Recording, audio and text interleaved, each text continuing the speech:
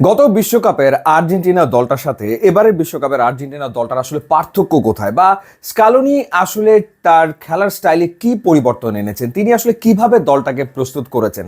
আমরা যদি last world কাপের দিকে তাকাই, রাউন্ড অফ 16-এর ম্যাচ আর্জেন্টিনা মুখোমুখি হলো অস্ট্রেলিয়ার এগেনস্টে, এবং সেই ম্যাচে আর্জেন্টিনা এগিয়ে আছে 2-0 গোলে। 77 মিনিটের মাথায় অস্ট্রেলিয়া গোল পেয়ে যায়, সেটা যদিও ওন গোল ছিল, এনজো ফার্নান্দেসের কারণে গোলটা হয়েছিল। কিন্তু এই যে 2-0 গোলে এগিয়েছিল আর্জেন্টিনা, 57 মিনিটে গোল করেছিলেন আলভারেস, এবং তারপর থেকে 2-0 গোলে এগিয়েছিল আর্জেন্টিনা। তারপর থেকে আসলে অস্ট্রেলিয়া তারা কাউন্টার প্রেস করা শুরু করেছিল এবং তারা ফাইনালি একটা গোল পায় 77 মিনিটে। ইনফ্যাক্ট ওই ম্যাচে তারা শেষের দিকে আরও একটা গোল পেতে পারতো, এমি মার্টিনেজের কারণে সেই গোলটা তারা পায়নি।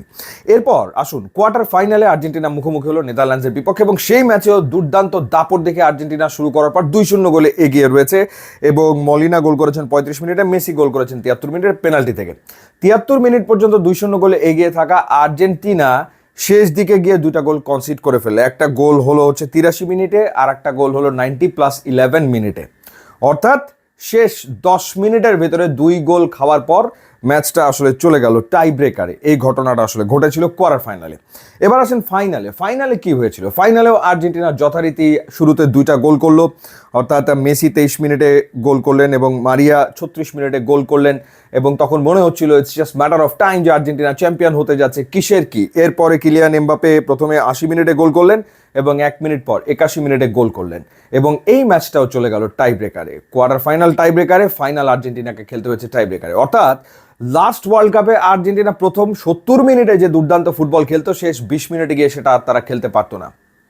স্কালোনি ঠিক এই জায়গাটাতেই পরিবর্তন এনেছেন এবং দলটাকে সেভাবে প্রিপেয়ার করেছেন। এবারের ওয়ার্ল্ড কাপে হচ্ছে রিভার্স, উল্টা ঘটনা। আর্জেন্টিনা এবারের বিশ্বকাপে খেলবেই লাস্ট 20 মিনিটস।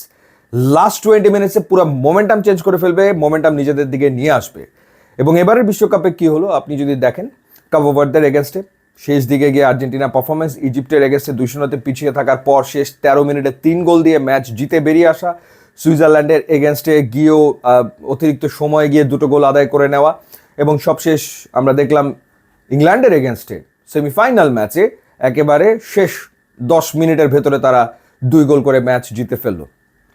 এই যে 4টা ম্যাচ, অর্থাৎ round of 32, round of 16, quarter final and semifinal, এই ম্যাচগুলোতে আর্জেন্টিনা শেষ 10 মিনিট বা অতিরিক্ত সময় মিলিয়ে গোল করেছে এখন পর্যন্ত 7টা। ইজিপ্টের এগেনস্টে 3টা, ইংল্যান্ডের বিপক্ষে 2টা, এরপরে সুইজারল্যান্ডের এগেনস্টে 2টা, সো 3, 4, 5, 6, 7। এরপরে কাবো ভার্দের এগেনস্টে করেছে 1টা বা 2টা, রাইট। সো টোটাল 9টা গোল শেষ 20 মিনিট বা অতিরিক্ত সময় গিয়ে। সো এইটাই হচ্ছে স্কালোনির পরিবর্তন, যে লাস্ট 20 মিনিটস 2022 ওয়ার্ল্ড কাপে আর্জেন্টিনাকে সাফার করতে হয়েছে, স্ট্রাগল করতে হয়েছে। 2টা নকআউট ম্যাচ চলে গিয়েছিল টাই ব্রেকারে। সুতরাং এবার দলটাকে তৈরি করতে হবে যাতে করে শেষ 20 মিনিটে উল্টো ঘটনা ঘটে এবং শেষ 20 মিনিটে আর্জেন্টিনা অপোনেন্টের এগেনস্টে ঝাঁপিয়ে পড়তে পারে। এবং তিনি তার চেঞ্জগুলোও ঠিক ওইভাবে করে করেন।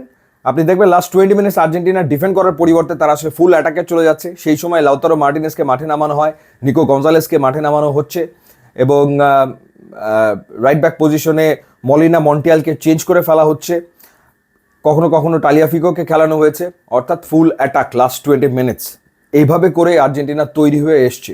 গত বিশ্বকাপে তাদের যে সাফারিংস ছিল, সেই কারণেই স্কালোনি এই চেঞ্জটা আসলে করেছেন।